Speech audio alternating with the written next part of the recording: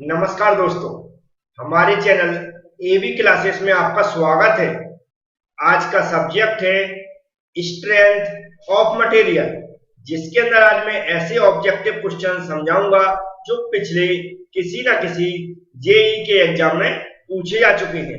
सभी question stress, strain and material की properties से रिलेटेड है।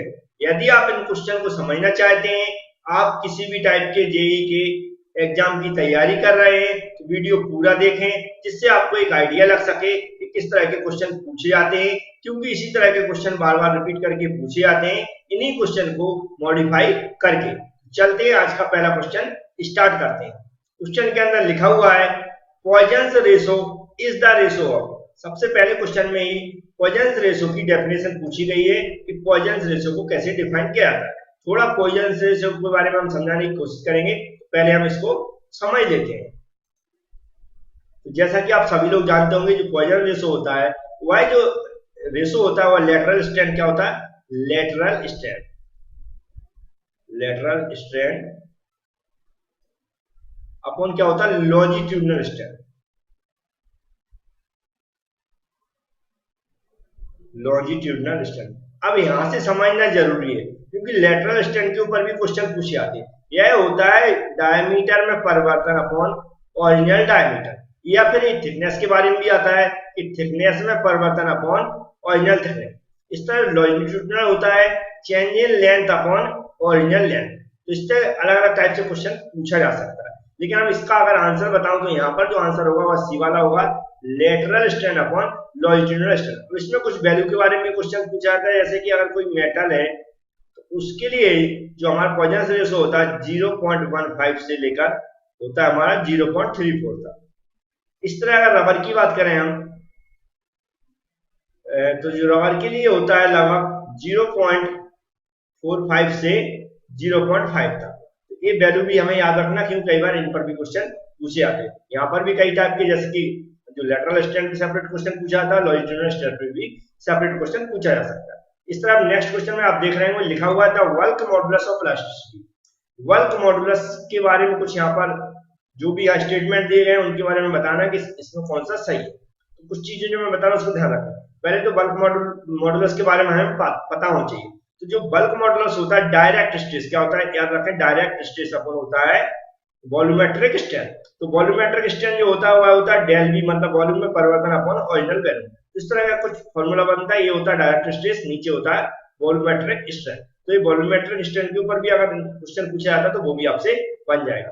अब इसका आंसर हम बताएं तो इसका जो आंसर होगा लिखा है does not increase with the pressure. Pressure के साथ क्या इंक्रीज नहीं होता है, इंक्रीज विद प्रेशर, प्रेशर के साथ इंक्रीज होता है। If is large when fluid is more compressible independent of pressure and velocity. अगर इसका आंसर देखें जो बल्क मॉडुलस से यहाँ पर जो दिया है, इससे स्टेटमेंट जो मिलता हुआ होता है does not increase with pressure, pressure के साथ यह इंक्रीज नहीं होता। बकाया तीनों स्टेटमेंट ये इससे मेल करते हैं। तो चलते हैं हम नेक्स्ट क्वेश्चन की ओर। इस तरह नेक्स्ट क्वेश्चन में लिखा हुआ है to express stress strain relationship for a linear elastic homogeneous isotropic material and minimum number of material constant needed. मतलब जो यहाँ पर जो कंडीशन लिखी है, जो elastic homogeneous isotropic material and minimum number of जो मटेरियल के कांस्टेंट है कितने नीडेड होते हैं। तो जो थर्मो हम जो स्ट्रेंथ ऑफ मटेरियल के अंदर पढ़ते हैं वह चार टाइप के कांस्टेंट पढ़ते हैं। चार टाइप के कौन से होते हैं पहले वो समझ लेते हैं।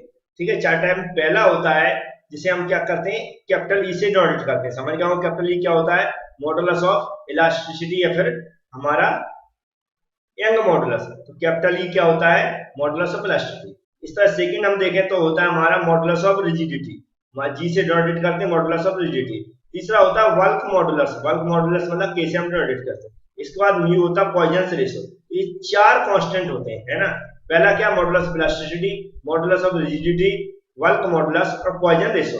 चारों हम देखें तो हमारा सी वाला ऑप्शन करेक्ट हो जाएगा, इसमें चार इलास्टिक कांस्टेंट। इस तरह नेक्स्ट क्वेश्चन लगाओ one end of the metal rod is fixed rigidity and it's temperature is high it will experience. क्या कह रहा है, एक रॉड है उसका एक एंड हमने क्या कर दिया, फिक्स कर दिया। अब इसका हमने क्या किया, टेम्परेचर इंक्रीज किया। तो आगे पूछ रहा है उसमें कौन सा स्ट्रेस जनरेट होगा। इस तरह और भी कंडीशन बताया, कई बार ऐसा पूछ लिया जाता है कि दोनों एंड फिक्स हैं, ठीक है, या ये भी पूछ लिया जाता है एक भी एंड फिक्स नहीं है। तो मैं इसके डायरेक्ट आंसर बताना चाहता हूँ। इसमें होता है जब जब किसी रॉड को एक साइड फिक्स करते हैं, दूसरी फ्री करते हैं, उसको टेम्परेचर इंक्रीज करें तो उसके अंदर टेंसाइल स्ट्रेस जनरेट होता है। कौन सा? Tensile stress. इस तरह दोनों ओर जब हम फिक्स कर देते हैं, फिर टेम्परेचर हम बढ़ाते हैं तो क्या होता है? कंप्रेसिव होता है, कंप्रेसिव स्ट्रेस। थर्ड होता है वो होता है नो स्ट्रेस, मतलब इसमें कोई भी स्ट्रेस जनरेट नहीं होता। मतलब टेंसाइल हो गया, कंप्रेशन हो गया और नो स्ट्रेस हो गया। तो हमारे में कंडीशन आज कौन जो पूछी गई, वो पूछी गई ए कैन फिक्स हो, जिसमें टेंसाइल स्ट्रेस कौन सा होगा? बी वाला होगा। तो बी वाला हमारा ऑप्शन राइट हो जाएगा। इस क्वेश्चन का भी मैंने आंसर बता दिया। चलते हैं नेक्स्ट क्वेश्चन की। नेक्स्ट क्वेश्चन में लिखा है select the proper sequence of the following. यहाँ पर चार ऑप्शन दिए, सारे मैं क्वेश्चन रिलेटेड बता दूं। जो हमारा जो स्ट्रेस स्ट्रेन डायग्राम होता है उससे रिलेटेड है, उसमें हम जो ग्राफ बनाते हैं उससे रिलेटेड है। उसने पूछा सीक्वेंस में सबसे पहले क्या आता है। जैसा कि हम जानते हैं किसी मटेरियल पे जब लोड बढ़ाते हैं सबसे पहले कौन सी लिमिट होती है? Proportional limit. प्रोपोर्शनल मतलब स्ट्रेस डायरेक्ट प्रोपोर्शनल होता है किसके? स्ट्रेन। जहां पर हम किसी लोड को अगर अप्लाई करते हैं उसको हटा देते हैं तो फिर से ओरिजिनल अवस्था में आती है। पहला पॉइंट क्या होता है? Proportional limit. इसके बाद हम और लोड इंक्रीज करते हैं तो एक लास्ट लिमिट पहुंचती है इलास्टिक की, जिसे हम बोलते हैं इलास्टिक लिमिट। मतलब यहाँ इसके बाद उसमें परिवर्तन होता है। कौन सी लिमिट होती है? Elastic limit. इलास्टिक लिमिट के बाद अगर और लोड इंक्रीज करते हैं तो हमारी बोथ पहुंचता कौन सा? Yield point. कौन सा पहुंचता है? Yield point. वैसे प्लास्टिक अवस्था होती है लेकिन यहाँ पर जो ऑप्शन नहीं दिया तो कौन सा पॉइंट हो जाएगा? Yield point. इसके बाद और लोड इंक्रीज करते तो होता है फ्रैक्चर। फ्रैक्चर मतलब हमारा मटेरियल फेल हो जाता है। तो हमारा A B C D sequence में दिए 1 2 3 4 हमारा वाला कौन सा हो जाएगा? ऑप्शन राइट हो जाएगा। यहाँ पर भी मैंने डायरेक्ट आंसर बता दिया, समझ में आ गया होगा।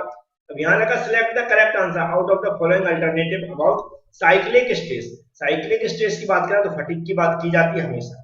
यहाँ पर जो फटीग किसमें लिखा हुआ है?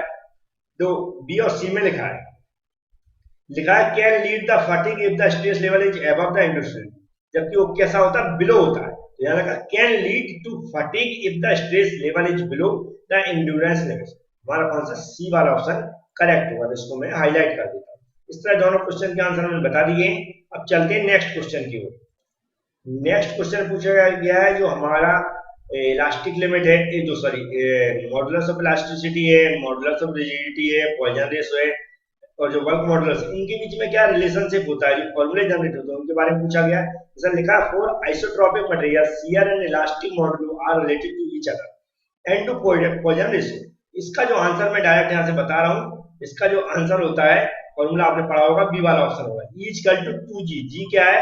Modulus of rigidity. ई क्या है? मॉडुलस ऑफ इलास्टिसिटी या फिर इसको यंग मॉडुलस बोलते हैं। म्यू क्या? Poisson ratio. Sir next question में लिखा है इलास्टिक कांस्टेंट ई जी के आर रिलेटेड। ई जी के रिलेटेड होता है, ये भी फॉर्मूला आपने पढ़ा होगा, डी वाला ऑप्शन।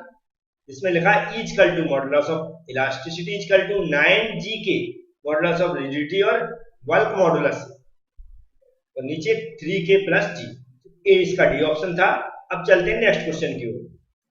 इस तरह नेक्स्ट क्वेश्चन में लिखा हुआ है elongation of a bar under its own weight as compare to that when the bar is subjected to direct axial load is equal to. Question के अंदर पूछा है कोई रॉड है, जब उसको लटका दिया गया तो खुद का उसका वेट होगा, उसके कारण उसमें जो इलोंगेशन आ रहा है, जो परिवर्तन आ रहा है, और यदि उसको जो लटकाया गया उसमें एक्सियल मतलब उसकी एक्सिस की डायरेक्शन में हम लोड लगाएं और उसके कारण जो इलोंगेशन आ रहा है, दूसरा खुद के वेट की तुलना में उसका जो भार के कारण, जो भार लटकाया गया उसके कारण जो इलोंगेशन आ रहा है, उसमें कितना जो डिफरेंस होता है वह होता है हाफ। कितना होता है? लगभग हाफ के बराबर होता है। कितने इक्वल होता है? तो हाफ के बराबर होता है। क्वेश्चन समझ में आ गया होगा। आगे क्वेश्चन का property of observing large amount of energy before fracture. Question के अंदर पूछ रहा है कि ऐसा मटेरियल की ऐसी कौन सी प्रॉपर्टीज है जो फ्रैक्चर होने से पहले मैक्सिमम एनर्जी ऑब्जर्व करता है। मतलब कोई मटेरियल है, उसकी ऐसी एक प्रॉपर्टीज होती है जिसके कारण वह मटेरियल फ्रैक्चर मतलब फेल होने से पहले मैक्सिमम एनर्जी को ऑब्जर्व करता है। उस प्रॉपर्टीज के कारण वह प्रॉपर्टीज होती है टफनेस। कौन सी होती है? टफनेस। हमारा भी वाला ऑप्शन करेक्ट हो जाएगा। इस तरह नेक्स्ट क्वेश्चन लगा Poisson ratio is used. Poisson ratio को कहां पर यूज किया जाता है? तो ये किया जाता है 2 और 3 डायमेंशनल बॉडी में। कौन सी? 2 और 3 डायमेंशनल बॉडी में। इन तीनों क्वेश्चन के आंसर मैंने बता दिए। चलते हैं नेक्स्ट क्वेश्चन की ओर। नेक्स्ट क्वेश्चन लगा which is the correct expression. इन चारों क्वेश्चन बताना है इनमें से जो भी वहां फॉर्मूला पहले में कौन सा सही है। तो हम जानते हैं जो भी फॉर्मूला ऊपर थे उन्हीं को फॉर्मूले को क्या मॉडिफाई किया गया। तो ई की जगह ई लिखा है मॉडुलस ऑफ इलास्टिसिटी, सी की जगह मॉडुलस ऑफ रिजिडिटी कर देते हैं क्योंकि मॉडुलस ऑफ रिजिडिटी को दो अक्षरों से डिनोटेड बुक में आपने देखा होगा, एक कैपिटल जी देखा होगा, कैपिटल सी देखा होगा, प्लस 1 म्यू लिखा था ऊपर। अब म्यू को जो पॉइजन रेशो तो म्यू की जगह हम 1/m भी लिख सकते हैं, ये भी 1/m स्मॉल m भी सिंबल होता है पॉइजन रेशो का। तो ये इसको मॉडिफाई करके इस तरह का क्वेश्चन भी पूछ लिया गया उसी फॉर्मूले। नेक्स्ट क्वेश्चन लगा when a nut is tightened while placing a washer below it the bolt will be subjected. Question में लिखा है जब नट बोल्ट हम कसते हैं तो नट और बोल्ट के बीच में एक वाशर लगाते हैं, वाशर और फिर उसको हम टाइट करें तो जो हमारा बोल्ट है उसमें कौन सा स्ट्रेस जनरेट होगा, उसके अंदर होता है टेंसाइल स्ट्रेस जनरेट। कौन सा होता है? Tensile stress. क्वेश्चन ये भी समझ में आ गया होगा आपको और आंसर भी मिल गया। अब चलते हैं नेक्स्ट क्वेश्चन की ओर। नेक्स्ट क्वेश्चन में लिखा हुआ है Hooke's law holds good up to. Hooke's law definition आपने पढ़ी होगी, क्या होती है? Stress is directly proportional to strain, मतलब क्या होता है? Direct proportionality. क्या होता है? Limit of proportional. इसका आंसर हो जाएगा बी वाला ऑप्शन ए। इस तरह नेक्स्ट क्वेश्चन में कहा if equal and opposite force apply to a body tends to elongate. एक कोई बॉडी उस पे equal and opposite force applied हो रहा है, मतलब किसी बॉडी पे बाहर की ओर खींच रहा है, जब किसी चीज को हम बाहर की ओर खींचते हैं तो कौन सा स्ट्रेस जनरेट होता है? Tensile stress. हमारा बी वाला ऑप्शन करेक्ट हो जाएगा। और किसी चीज को जब हम इक्वल तरीके से दबाते हैं तो कौन सा स्ट्रेस होता है? Compressive stress. इसे लगा modulus of rigidity is the ratio. Modulus of rigidity का हमें फॉर्मूला मालूम होना चाहिए या फिर कह सकते हैं उसकी डेफिनेशन मालूम होनी चाहिए। तो ये होता है shear stress ratio of shear strength, मतलब shear stress to shear strength, ये रेशो होता है। तो हमारा कौन सा सी वाला ऑप्शन करेक्ट हो जाएगा। इसको भी आपको याद रखना है, ये भी आपके काम आएगा, फॉर्मूले में भी काम आता है और यहाँ पर भी आपको डेफिनेशन में भी काम आएगा। अब चलते हैं नेक्स्ट क्वेश्चन की ओर। इस तरह नेक्स्ट क्वेश्चन में लिखा है द इलास्टिक कांस्टेंट ई जी के ऊपर जो क्वेश्चन ऑलरेडी बता चुका हूँ वही वाला है, लेकिन उसने नीचे ऑप्शन तरीके से दे दिए थे। इसका जो ऑप्शन है डी वाला होगा ई इक्वल टू 9g के अपॉन 3k प्लस g, ये मैं ऊपर बता चुका हूँ। आगे नेक्स्ट नया क्वेश्चन है true stress represent the ratio. True stress है वह किस रेशियो को रिप्रेजेंट करता है, इसको आप याद कर लें। डायरेक्ट ये होता है instantaneous load and the instantaneous area. Ratio को instantaneous load upon instantaneous area, इस रेशियो को रिप्रेजेंट करता है और डी वाला ऑप्शन हमारा करेक्ट है। ये दोनों क्वेश्चन की भी आंसर मिलेगा। चलते हैं नेक्स्ट क्वेश्चन की। नेक्स्ट क्वेश्चन में लिखा Young modulus can also be written. Young modulus को कैसे लिख सकते हैं, तो यहाँ पर हमें ऑप्शन देखते हुए चलना। सबसे पहले तो हमें मालूम हो यंग मॉडुलस को कैसे डिफाइन किया जाता है। यंग मॉडुलस को हम कैपिटल ई से डिनोटेट करते हैं। इसका जो फॉर्मूला क्या होता है? Stress upon strength. क्या होता है? स्ट्रेस अपॉन स्ट्रेंथ, ये आपको याद रखना है। अब यहाँ पर इसको एक्सप्लेन करा तो स्ट्रेस क्या होता है? Force upon area. क्या होता है? Force upon area. तो ये स्ट्रेंथ की जगह हम क्या लिख सकते हैं? स्ट्रेंथ। अब यहाँ पर देखेंगे ऑप्शन इस तरह, फोर्स ऊपर हो गया, एरिया और स्ट्रेंथ नीचे हो गया। यहाँ सी वाले ऑप्शन में देखेंगे फोर्स ऊपर हो गया, स्ट्रेंथ और एरिया नीचे हो गया, मतलब सी वाला ऑप्शन हमारा करेक्ट हो जाएगा। उसी को मॉडिफाई करके क्वेश्चन पूछा गया। जैसा मैंने बताया था क्वेश्चन मॉडिफाई करके बहुत सारे पूछे जाते हैं, तरीके क्वेश्चन वही होते हैं, सिलेबस भी वही होता है। नीचे लिखा toughness detects of a material. Material toughness है किसी मटेरियल की वह क्या डिटेक्ट करता है? तो वह क्या होता है, क्या दर्शाता है? इंपैक्ट स्ट्रेंथ को दर्शाता है। इसको इंपैक्ट स्ट्रेंथ को, इसको आप याद रखना है क्या दर्शाता है? इंपैक्ट स्ट्रेंथ को। ये भी क्वेश्चन का आंसर मैंने बता दिया। अब चलते हैं नेक्स्ट क्वेश्चन को। नेक्स्ट क्वेश्चन में लिखा हुआ which of the following strength acts normal to the direction of the applied force, मतलब उसके लंबवत। तो ये होता है लेटरल स्ट्रेंथ। क्या होता है? Lateral strength. जो लेटरल स्ट्रेंथ क्या सूत्र आता है? Normal to the direction of applied force, मतलब अप्लाइड फोर्स इसमें लेटरल स्ट्रेंथ आप जानते हो क्या होता है? या तो change in diameter upon original diameter या change in thickness upon original thickness, ये होता है लेटरल स्ट्रेंथ। लिखा था अल्टीमेट टेंसाइल स्ट्रेंथ को कैसे डिफाइन किया था? तो अल्टीमेट टेंसाइल स्ट्रेंथ क्या होता है? नॉर्मल, जो भी हम मैक्सिमम लोड अप्लाई कर रहे हैं, जितना वो जो भी हमारा स्पेसिमेन है या मटेरियल है हम उसको सहन कर सकता है, ठीक है, मतलब फ्रैक्चर से पहले तक, वो होता है मैक्सिमम फोर्स अप्लाइड। इसके बाद होता है जो हमारा जिस भी हम एरिया पे अप्लाई कर रहे हैं वह एरिया, मतलब लोड अपॉन एरिया। तो लोड क्या हो जाएगा? मैक्सिमम सहन करने वाला लोड की क्षमता अपॉन जितने एरिया पे हम उसको अप्लाई कर रहे हैं। तो यहाँ पर आप देखेंगे जो लिखा हुआ है ए वाले पे, the maximum load sustain by the specimen divided by the original specimen cross section area, हमारा कौन सा ए वाला ऑप्शन करेक्ट हो जाएगा। इसको मैं हाईलाइट कर देता हूँ। इस तरह चलते हैं, और भी कुछ क्वेश्चन है। नेक्स्ट क्वेश्चन में लिखा हुआ है विच of the following represents correct relationship between any modulus and work modulus के बीच में।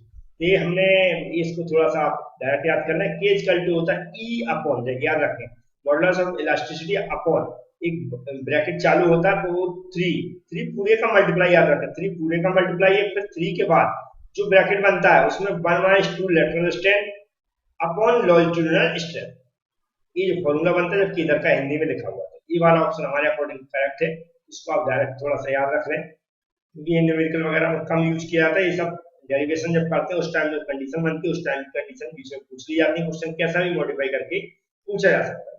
अब यहाँ लिखा है if a composite bar of copper and aluminium, एक कंपोजिट बार है मतलब जो कॉपर एंड एल्यूमिनियम से बनाया जाता है। दूसरा था stress develop in copper and aluminium building, इसके अंदर जो स्ट्रेस डेवलप होंगे वो कौन कौन से होंगे, इसके अंदर दोनों स्ट्रेस डेवलप होते हैं, कंप्रेसिव और टेंसाइल। कौन से होंगे, कंप्रेसिव और टेंसाइल। अब चलते हैं नेक्स्ट क्वेश्चन की ओर। तो ये तीनों ही जो नेक्स्ट क्वेश्चन है बहुत इजी है। जैसे कि पूछा गया what is the unit of strength, strength unit क्या होती है, इसकी कोई भी यूनिट नहीं होती है क्योंकि इसका जो फॉर्मूला होता है क्या होता है, change in length upon original length. ऊपर भी मीटर हो जाएगा, सेंटीमीटर हो जाएगा, इस तरह नीचे भी मीटर सेंटीमीटर, जो सेम यूनिट होती है ऊपर नीचे की, तो एक दूसरे से कैंसिल हो जाते हैं। इस तरह नेक्स्ट क्वेश्चन में ये लिखा slow plastic deformation of metal under a constant stress at high temperature is known as. तो ये जो हमारी प्रॉपर्टीज होती है क्रीप प्रॉपर्टीज के कारण होता है slow deformation under a constant stress at high temperature पर। तो हमारी कौन सी प्रॉपर्टीज का होता है, क्रीप के कारण होती है। तो क्रीप की डेफिनेशन लिखी हुई है। इस तरह नेक्स्ट क्वेश्चन में लगा fatigue life of a part can be improve. तो फटीग लाइफ है किसी भी पार्ट की वह कैसे इंप्रूव किया तो है शॉर्ट पिनिंग के द्वारा हम इंप्रूव कर सकते हैं। हमारा डी वाला ऑप्शन करेक्ट हो जाएगा। इस तरह का ये एक और लास्ट क्वेश्चन है, उसको भी देख लेते हैं। नेक्स्ट क्वेश्चन लगा flow stress corresponding to, flow stress होता है किसकी करस्पॉन्डिंग होती है, वह होता है हमारा प्लास्टिक डिफॉर्मेशन ऑफ सॉलिड्स की। किसे बोलते हैं, प्लास्टिक डिफॉर्मेशन ऑफ सॉलिड्स। तो किसको, flow stress corresponding to plastic deformation होता है, वह फ्लो स्ट्रेस होता है, फ्लो स्ट्रेस होता है। तो ये हमारा कुछ क्वेश्चन थे 28, उम्मीद है समझ में आए होंगे। अगर इस तरह की वीडियो और भी आप देखना चाहते हैं तो हमारे चैनल को सब्सक्राइब कर लें, बेल आइकन पर क्लिक कर लें, जिससे कि इस तरह की आने वाली वीडियो की नोटिफिकेशन आपके पास सबसे पहले पहुंच सके। Thank you friends.